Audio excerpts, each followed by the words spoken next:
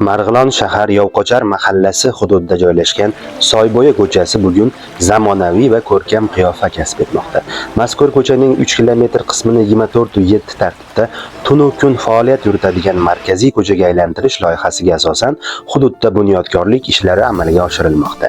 Xususan, ko'cha to'liq betonlashtirilib, obodonlashtirish va ko'kalamzorlashtirish ishlari olib borildi. Soy qirg'oqlariga temir to'siqlar, dekorativ chiroqlar va o'rindiqlar o'rnatildi. Aholining madaniy hordiq chiqarishi hamda piyoda sayr qilish orqali sog'lom hayot kechirishini ta'minlash maqsadida tashkil etilgan ushbu ko'cha bugun yuz ko'zda baxtiyorlik nafasi ufurgan marg'ilonliklar bilan gavjum. Mavludxon, qarang biz ko'chalarimizni ilgarigi holatlarida qanaqa edi? Mana hozir Soybo'yi juda chiroyli holatga keldi. Nevaralarimizni olib chiqib, ertalab u tomon, bu tomonlarga yuramiz. Mana svetlar qo'yildi kechqurunga, yoriq, soy yoqasi. Yozda yana ham chiroyli bo'ladi manzaralarimiz. Zerikmasdan toza havoda, soyda qirg'og'ida mazza qilib o'ynashadi. Bundan biz albatta siz mamnun bo'lasiz, buvalar, dadalar, onalar, xotirjam bo'ladi. Yoshlar, ayollarimiz ham mana shu yo'l binoga kelgandan beri ertalab chiqib, u bosh bilan bosh yurishadi.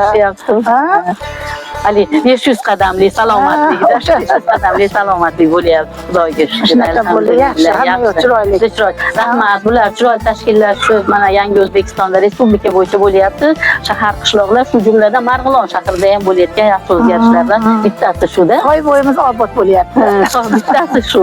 Rahmat, sog' bo'lisin. Rahmat, sog' bo'lisin. Shuni tashkillaganlarga ham rahmat. Kundan kunga ko'rkam chiroy ochib borayotgan ushbu manzilda workout bolalar maydonchasi hamda xizmat ko'rsatish va savdo obyektlarini tashkil etish rejalashtirilgan. Ana soyda bo'yini hozir chiroyli qilib yurtboshimizni tashabbuslari bilan mana chiroyli maskan qildik soyda bo'yiga. Kelinlar bolasini aravachada chiroyli qilib yetadilar, toza havodan bolalarini nafas oldiradi.